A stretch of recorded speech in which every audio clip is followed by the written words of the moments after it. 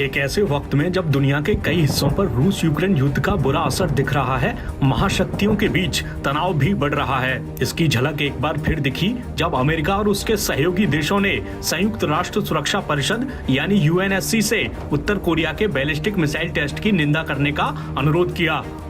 मगर इस मामले पर चीन और रूस ने अमेरिका को ही घेर लिया। उन्होंने आरोप लगाया कि अमेरिका उत्तर कोरिया को टारगेट कर सैन्य अभ्यासों में तेजी लाकर तनाव बढ़ा रहा है। आपको बता दें कि अमेरिकी राजदूत लिंडा थॉमस ग्रीनफील्ड ने सोमवार को ही आपात बैठक में परिषद से कहा था कि अमेरिका उत्तर कोरिया से यूएनएससी के प्रतिबंधों के प्रस्तावों का पालन करने और बातचीत में शामिल होने का अनुरोध करते हुए एक अध्यक्षीय बयान जारी करने का प्रस्ताव रखेगा। थॉमस ग्रीनफील्ड ने कहा कि परिषद के सभी 15 सदस्यों को उत्तर कोरिया के मिसाइल टेस्ट की निंदा करनी चाहिए। हालांकि यहाँ अमेरिका की पहल पर मामला इसलिए फंस गया क्योंकि सुरक्षा परिषद के किसी अध्यक्षीय बयान को सभी सदस्यों की सहमति हासिल होनी चाहिए, जबकि सुरक्षा परिषद में उत्तर कोरिया के करीबी सहयोगी चीन और रूस भी शामिल हैं। थॉमस ग्रीनफील्ड ने कहा कि हालिया बैलिस्टिक मिसाइल परीक्षणों के लिए अमेरिका उत्तर कोरिया की कड़े शब्दों में निंदा करता है। उनके मुताबिक ये परिषद की ओर से उत्तर कोरिया के बैलिस्टिक मिसाइल परीक्षणों पर लागू प्रतिबंध का घोर उल्लंघन है।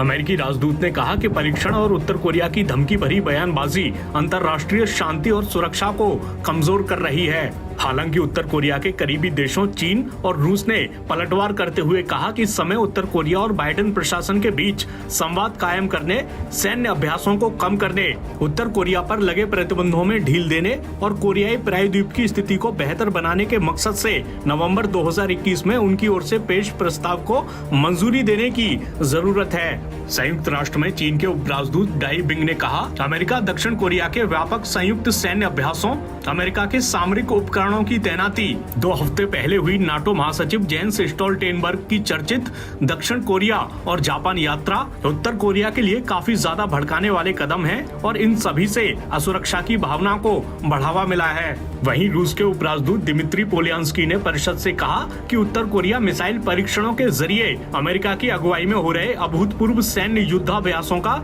जवाब दे रहा है, जो स्पष्ट रूप से उत्तर कोरिया को निशाना बनाकर किए जा रहे हैं। इससे पहले हाल ही में उत्तर कोरिया ने कहा था, अगर अमेरिका और दक्षिण कोरिया सैन्य अभ्यास की पहले से घोषित योजना को अमल में लाते हैं तो उत्तर कोरिया उसके जवाब में अप्रत्याशित, लगातार और कड़ी प्रतिक्रिया देगा।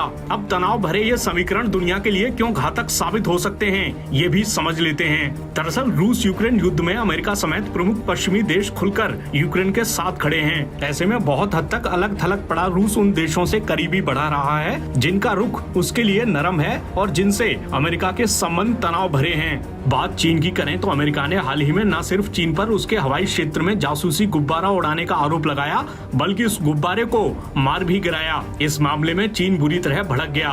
उसने अमेरिका द्वारा उसके कथित मौसम अनुसंधान गुब्बारे को मार गिराने की घटना पर अमेरिका के ऊपर बिना विवेक के बल प्रयोग करने का आरोप लगाया। इसके बाद अमेरिकी राष्ट्रपति जो बाइडेन ने भले ही चीनी राष्ट्रपति शी जिनपिंग के साथ बातचीत की इच्छा जताई हो, लेकिन उन्होंने गुब्बारे को मार गिराने को लेकर खेद नहीं जताया। बात चीन और रूस की करें तो जाहिर तौर पर चीन का रुख रूस के लिए नरम है। ऐसे में अगर वर्चस्व की लड़ाई में एक दूसरे के खिलाफ महाशक्तियों की गुटबाजी और मजबूत होती है तो दुनिया एक भयानक संघर्ष की तरफ बढ़ सकती है।